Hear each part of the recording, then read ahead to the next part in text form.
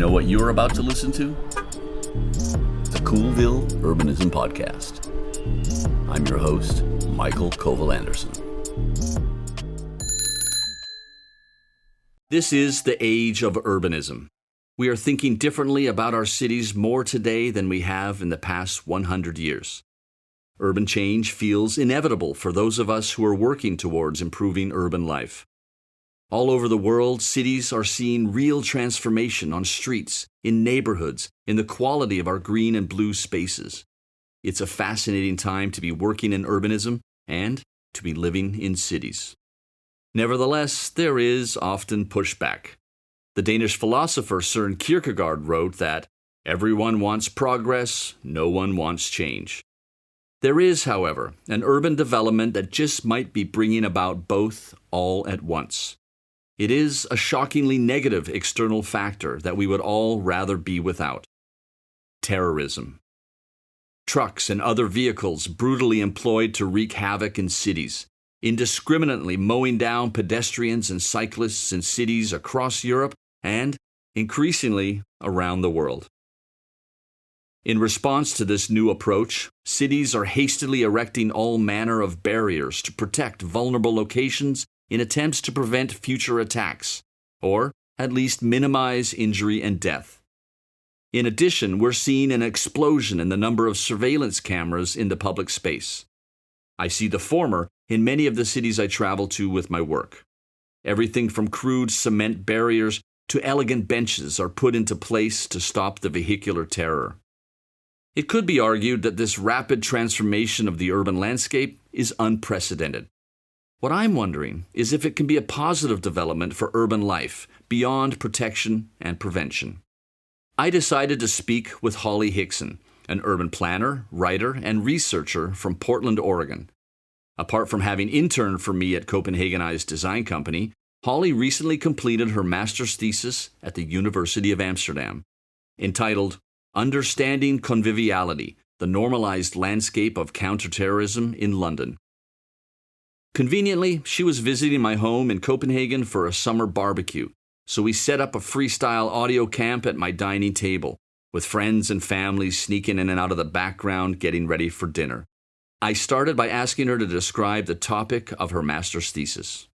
The changes that have been happening in public space as a reaction to terrorism and how those are affecting the livelihood or the vibrance or the conviviality of public space.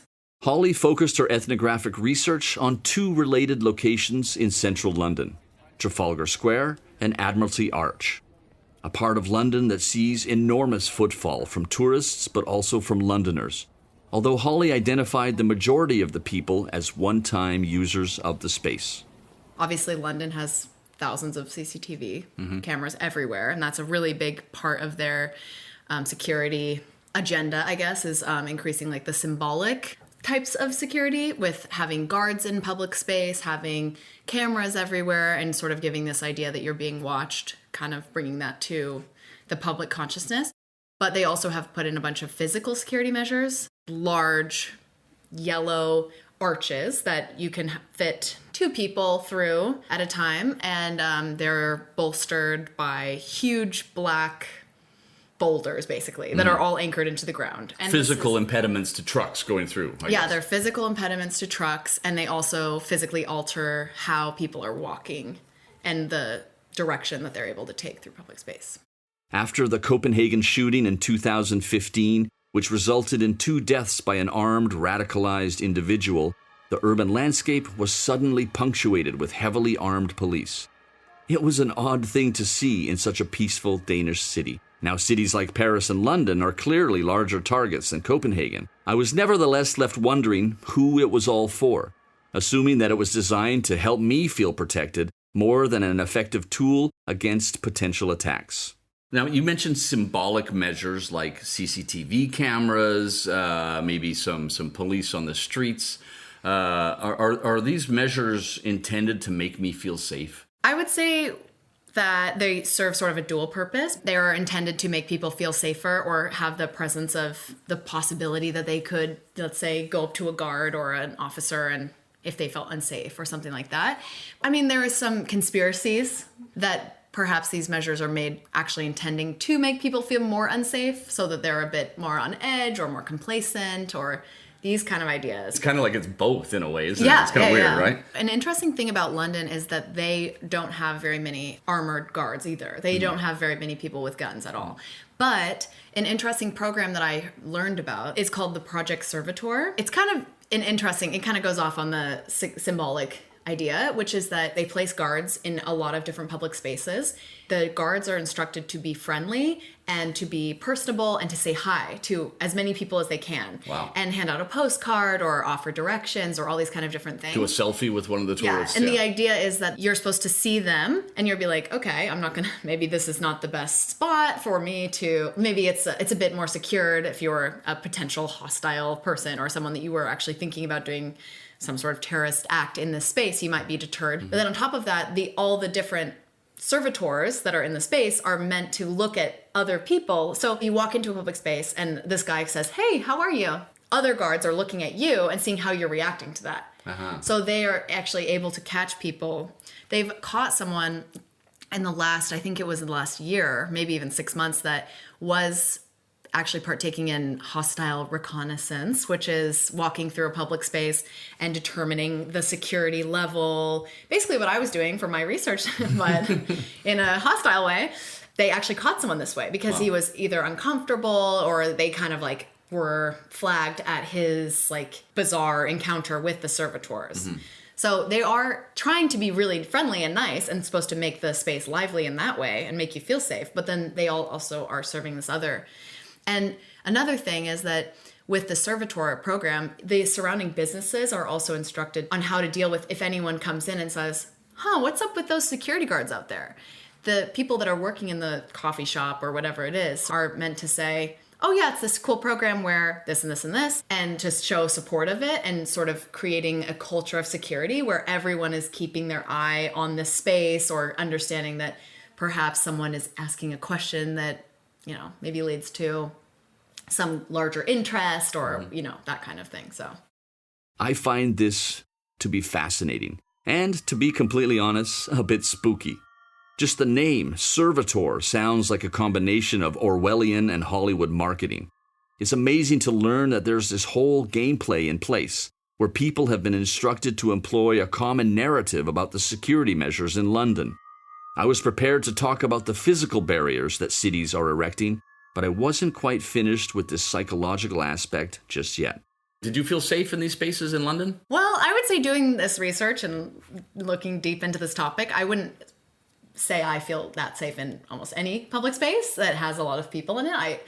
Not that I feel actively unsafe, I feel like I'm maybe tainted to the idea that any public space in a big city, especially London, could be and likely would be the target of terrorism. And so that is kind of always in my mind. But they also had multiple levels of security happening. Like there's event staff and there's all these people that are sort of upholding this culture of security, I guess.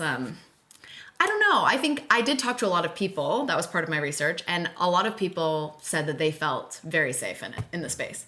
And even people said, oh, I didn't even notice the security measures. Or, yeah, sure, the cameras take a little getting used to, but I moved here a year ago and now I'm just used to seeing them everywhere and I kind of feel safer because of them, which is kind of an interesting thing. Are we getting used to the fact that, there's cameras, there's a dude with a, semi-automatic gun and a bulletproof vest standing there and smiling and handing out postcards or whatever the dude is doing? Do you think that people are getting used to this quicker? Yes. It's almost scary how I think people are used to it because obviously you and I are urbanists and we are constantly looking at a space, like a public space anywhere in the world. And we're trying to pick out the peculiar things about it or how people are interacting with the space or how they're interacting with each other in a space, which was what I really wanted to see. And so for me or you looking at a space, you're just like, oh my gosh, this huge yellow arch is so ugly and why is it here? And, what is that doing for the space? But what I found after watching thousands and thousands of people, one of the days was during the London Marathon and the exit of the London Marathon was at Admiralty Arch. So there were literally thousands of people over the course of the day passing through. And I was really shocked to see how few people made any sort of curious gesture, made any comment to each other. I would say probably 10 people out of thousands, maybe a handful of people made a comment or a visible gesture toward the huge physical security measures that they're walking straight through. The boulders, the concrete, yeah. Yeah, I mean, they're being filed into lines, straight up, like filed into a line, one by one by one, and like waiting and waiting. People are queuing up like they're at Disneyland. Just to get through the arch or to get through the security measures. Yeah, just to get through to the other spot. And they had barely anyone said anything about it. There's no airplane that's leaving in 40 minutes that you have to get to the gate, right? So there's maybe a different dynamic. I just got to get over to that space over there. I got to line up, fine. But so maybe it's a little bit different, but still. So you're saying people are just like, this is the new reality in our cities. Yeah, I feel that people actually have internalized security as part of the natural consequence of being in public in a way. The other thing is a lot of the theory out there in academia says that these things make spaces super sterile and make people feel afraid. And I was really expecting to see that, to see people being afraid or feeling strange about like walking through these really intense arches with the camera pointing down at them, a huge camera.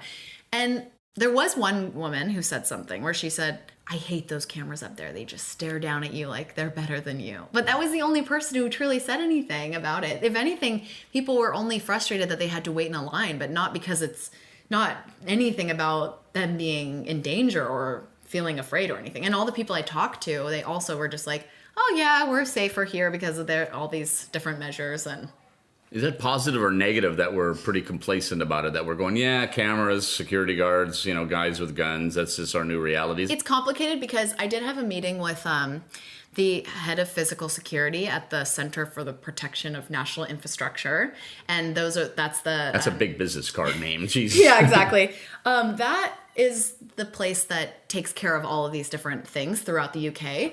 One of the struggles that they face, like people that are working in counterterrorism, something that they struggle with is trying to convince governments to invest in these kind of technologies and also to convince the public sort of without scaring them. One of the major things I think is a big barrier to like keeping people safe, I guess, is people not knowing the technology or people not fully understanding like the risk that they're in, I guess. So I would say that maybe it is a negative thing that people are just, it's good that people are accepting it in a way, but I don't know. I can't really decide, I guess, because there's one part of me that feels really afraid in a way that says like, well, wow, actually we should all be terrified and like should be really like letting them put anything in the public space. Then there's another part of me that's like, a lot more people maybe die from obesity or car crashes or, a lot of other things that perhaps are actually more dangerous. Now, this is not a podcast about the evolution or even the deterioration of our modern media culture. But millions die in other brutal and preventable ways. But one moron in a truck in Nice, Berlin, Stockholm captures the headlines in a news cycle and, as a result, instills a culture of fear upon us, one that has far-reaching implications for our societies.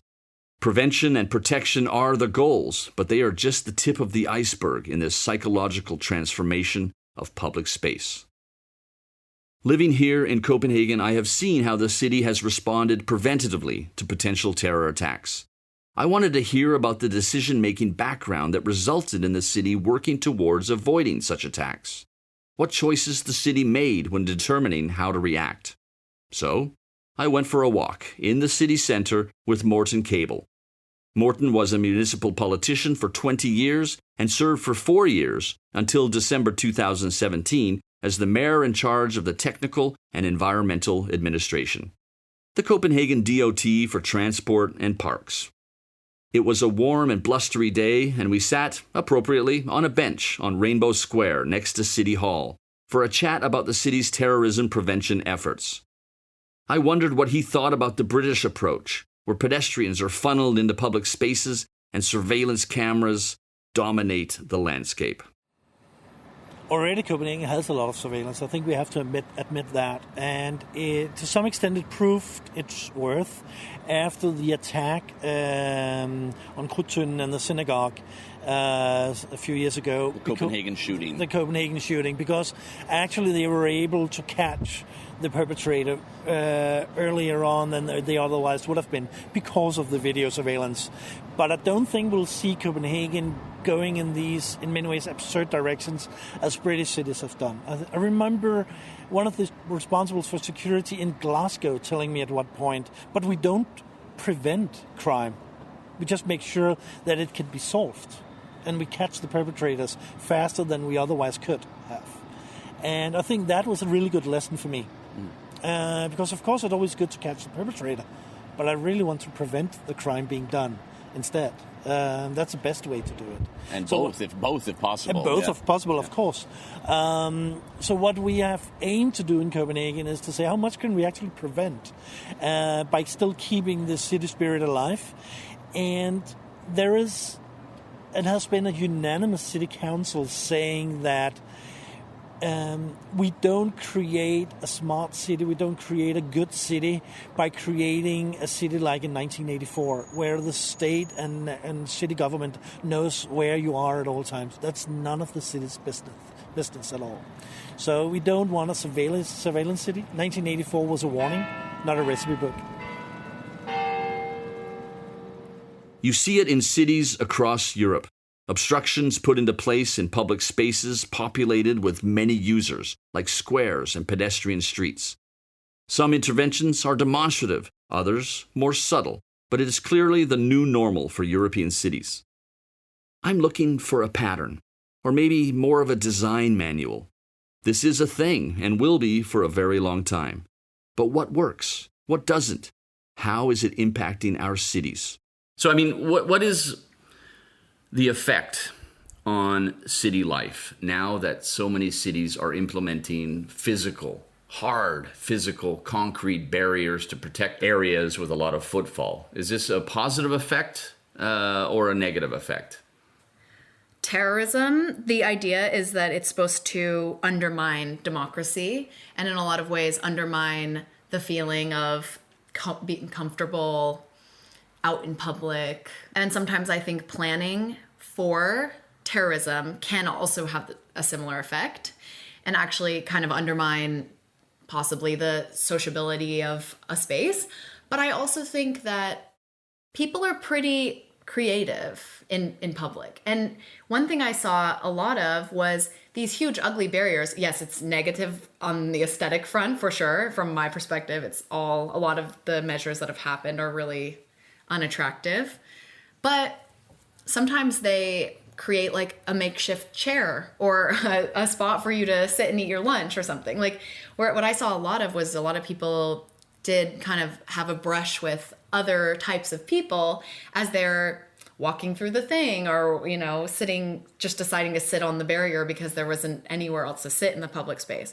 Or in Amsterdam, one thing I've noticed a lot is these huge blocks are in the Dam Square, but the Dam Square has no other seating at all. So these are just acting as seats and people now have a place to sit and actually can hang out and feel more comfortable. So I think it can be done in a way that is aesthetically pleasing. It's just we're kind of ironing out the engineering of that because there is also a lot of really particular things about how deep a bollard goes into the ground or how heavy something is or what it's attached to, and trees don't stop cars and all these things. And there are tons of actually like engineering technicalities that go into what happens, but not our problem. The engineers will figure that stuff out. But in a way, like, on the street, I wonder like what the effect is. There are so many things to think about. Copenhagen worked quickly and effectively and harvested good ideas from abroad when figuring out their solutions. What does Morten think about the kind of interventions that London and British cities are working with? Were there any discussions when you were mayor and you were all talking about how to protect the pedestrian streets, which we have a lot of in Copenhagen, of making kind of a metro entrance, where you funnel pedestrians into narrow entranceways to give them access to the pedestrian streets, like they have done in Edinburgh and as well in London? There were never any kind of discussions in Copenhagen about creating a solution, like you say, in Edinburgh and London, about funneling people in, because that would scare people. And that will destroy the city whilst you're protecting it. That's not the aim, and that was never the aim. I think I had a really good cooperation with police and national security authorities in saying that in order to protect the city, we need to keep the city. We need to keep the city spirit alive. And by creating these airport-type barriers, then you'll destroy the city spirit. And that's not what this is all about. You don't protect the city by destroying it. Okay, I'm learning about how London and Copenhagen have been doing things, but I find myself staring at these urban transformations in cities all over Europe. I found myself in Paris, a city very much focused on street life and conviviality. It is also one of the cities that has been most impacted by terrorism. In addition, it's a city that I know very well. Where in London physical barriers are often large and obvious, the efforts in Paris are more subtle. Parisians have responded to the violent attacks by demonstratively continuing to claim the public space. I met up with a friend of mine, Charles Maguin, for a chat about bicycle urbanism. Charles is a prominent bicycle advocate and well-versed in urbanist matters in his city. We sat ourselves down on the sofa in the living room of my hotel room with some coffee. I was wondering, has he seen a lot of changes in the French capital? Yes. Let's remember that Paris was one of the cities that has been most badly stricken by terror attacks. And just next to this hotel is the Bataclan restaurant and bar. So the thing is, they built a very new bicycle lane just in front of the Bataclan, but because there had been terror attacks on the Bataclan, they decided that they should narrow the bicycle lane to 80 centimeters at this point, where the rest of the street is 2 meters wide. So it shows they implement stuff that I think personally that are completely useless to prevent such attacks. And yet at the same time, just 20 meters away from there is a delivery place for big trucks that could bring terrorists to make a terror attack. The Republic, just the Republic place just next to it is also completely surrounded by benches, which are actually anti-Bélier. They try to make it look like it's benches, but it's really for preventing terror attacks on this large and very popular place. And they are so intensely positioned around the place that it makes like an island again, which was precisely the reason why it was modified heavily, not to make it an island. Now it's difficult to go with your bicycle on this place, although it was the designed idea behind the new organization of this place. So I'm a bit saddened by this, because I think it's useless and it doesn't help with the city. I think it doesn't work, and let's say this. Let's put it differently. It annoys millions of people to prevent something that it won't prevent. What I have been exploring is whether or not these facilities to prevent terror in cities have had a positive effect on urbanism. In some cities, I would think it has, because it has made the pedestrian spaces safer. It has restricted cars generally from entering them. But you're saying in Paris... Okay, let's take a positive example, because I can think of one.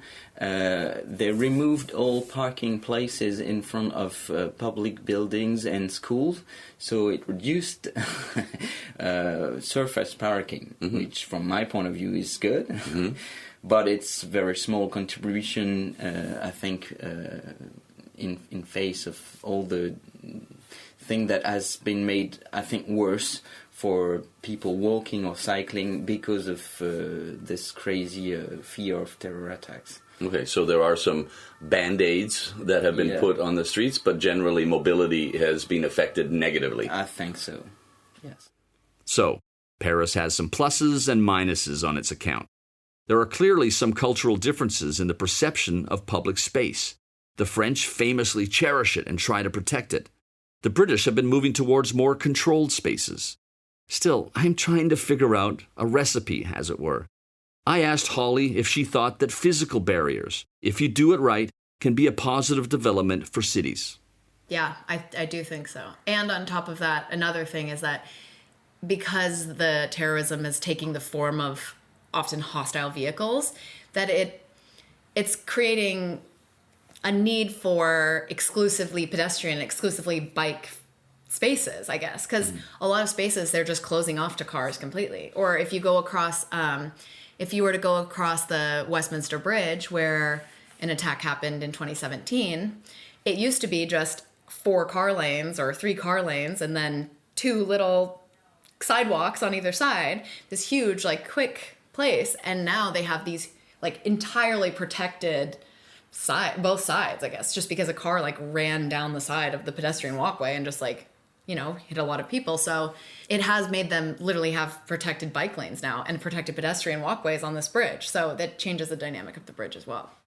Copenhagen seems intent on maintaining the same dynamic in a way. They already have, for example, protected cycle tracks, unlike much of London. Many of the interventions have seemed to me, like in Paris, subtle. Was that the goal? Especially what we saw in Nice really made it very important to say, okay, we need to protect our pedestrian areas, we need to protect the squares, but also made us realize that you can't prevent an attack, but you can prevent the attack from going really bad. And for instance, we're sitting on a square that is being in many ways secured, but you can't really see it. And you can just see that there are benches, there are trees, there are some urban furniture that relates to the architecture of the square. So it actually maintains the spirit of the Rainbow Square we are sitting on, even though today it's probably a prime target for anybody. It's an LGBT center, it's near City Hall. I mean, it would look good on anybody's account if you had these vicious thoughts, but it's being secured. So it's a small square by Copenhagen standards, kind of a triangular shape. There are cafes with outdoor seatings. There are bike racks as well. How did the city protect this square? Can you describe it? Well, interestingly enough, you mentioned the bike racks. They are part of securing the square because the bike racks are subtly founded in the ground. So are the benches that you can sit up and enjoy. There are a couple of concrete or granite blocks. Basically, I think most of the people sitting here and enjoying a beer or a coffee would never even think about that this is actually more secure than it was 3 years ago. But some dude with a semi-trailer truck with a lot of horsepower and a lot of weight behind it, he could blow through these Copenhagen benches and maybe even a bike rack if he wanted to. I don't get how that is preventative. He would, and he probably could. The point here is that it would make so much noise that people could get away. And that, I think, is the main part of this. That we cannot prevent this maniac with a truck from driving onto a square. What we can prevent it is from having very serious consequences. And the moment that you actually head into bike rack or a block of granite, then it'll create a lot of noise, a lot of attention. People can get away. And that's the main point of this. I was just about to say, to hell with the physical damage to the square. That doesn't matter. But it can create so much noise that the people on this square can actually get away from the truck. Then we're good. I mean, what we saw in Stockholm was actually that the truck there hit some of the urban furniture and created a lot of noise, making a lot of people aware. And they were able to flee and get away. And they weren't damaged. Still, 5 people were killed. But the amount that would have been killed if nothing had been there would have been so much higher. So in many ways, their terror prevention worked to a very large degree. That's interesting. The Barcelona attack on the Rambla in Barcelona, I am no expert in this at all, but it is just one long pedestrian stretch without any barriers in the middle. So the guy just popped up onto the sidewalk, onto the pedestrian plaza, and just drove straight down there. So if there, in this theory that we're talking about, I mean, if there were more benches and barriers, he would have created more noise and maybe more people could have escaped. The truck would have been slowed down in itself, making it safer. Yes, and that I think was the big tragedy of Barcelona, that they hadn't been there in time. So they hadn't done the prevention in time that they could have had. I remember being in Barcelona 1 week before the attack on the Rambla. And there's a pedestrian street parallel to it, and there were some barriers. There were 4 trucks with heavily armed police standing there looking around, and they didn't strike there. They struck on the Rambla, which is the most iconic place to strike, and there was very little put into place on the stretch where most people actually walk. So I found that to be a little bit odd. And again, I am absolutely no expert in this whatsoever. But there is no doubt that seen in what is always 20/20 hindsight, then that is the biggest disaster for Barcelona, that they hadn't put it in place at the Rambla, which was an obvious place. So this is clearly a thing. Cities are reacting to attacks or even just to the threat. I asked Holly what the general tendency is among cities.